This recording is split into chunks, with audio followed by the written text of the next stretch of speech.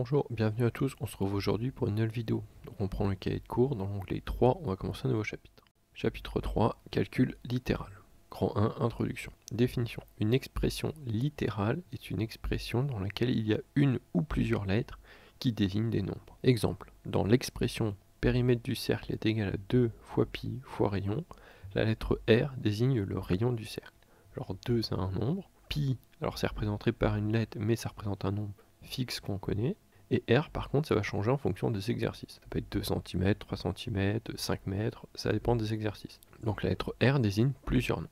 Attention à ne pas confondre avec pi, qui est représenté par une lettre mais qui désigne un seul nombre, fixe. Dans l'expression R du rectangle est égal longueur fois largeur, la lettre L majuscule désigne la longueur du rectangle et la lettre L minuscule désigne la largeur du rectangle. Donc dans l'expression, il peut y avoir plusieurs lettres qui représentent plusieurs nombres différents. Propriété. Pour alléger une expression littérale, c'est-à-dire pour la rendre plus simple, on peut supprimer le signe fois s'il n'y a pas d'ambiguïté. Donc si c'est clair et que ça pose pas de souci, on peut supprimer le fois. S'il y a possibilité de confondre ou de se tromper, on ne supprime pas le fois.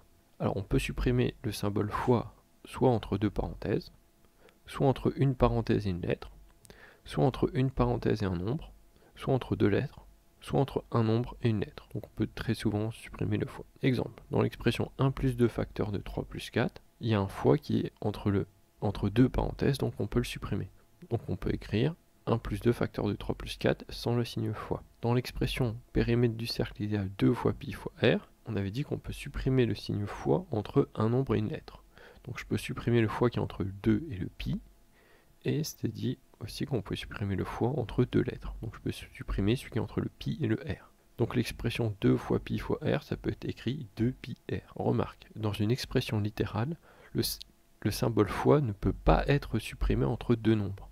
Dans l'expression 2 fois 3, je ne peux pas supprimer le fois, sinon je me retrouve avec 23. Et même si je lui dis 2, 3, quand je donne la feuille à quelqu'un et qu'il voit 2 et 3, il va plus avoir tendance à lire 23 que 2 fois 3. Donc vu qu'il y a ambiguïté et qu'on n'est pas sûr et qu'il y a possibilité de se tromper, on ne supprime pas le fois. Donc entre deux nombres, on ne supprime pas le fois. Remarque, par convention, dans les expressions littérales, le nombre est écrit avant la lettre. On dit 2 tables, pas table 2.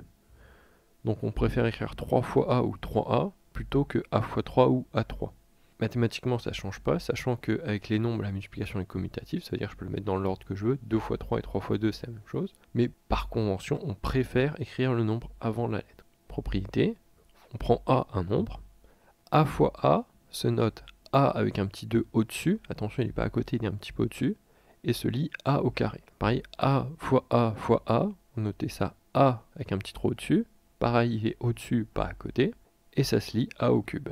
Si je le mettais à côté, justement, je pourrais confondre avec A fois 3, mais c'est pas ça, c'est A au cube, c'est A fois A fois A. Et pareil, A au carré, A fois A, c'est pas A fois 2, c'est A fois A.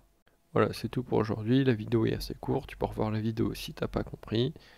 Tu peux poser des questions et on se voit une prochaine fois pour une prochaine séance. Au revoir.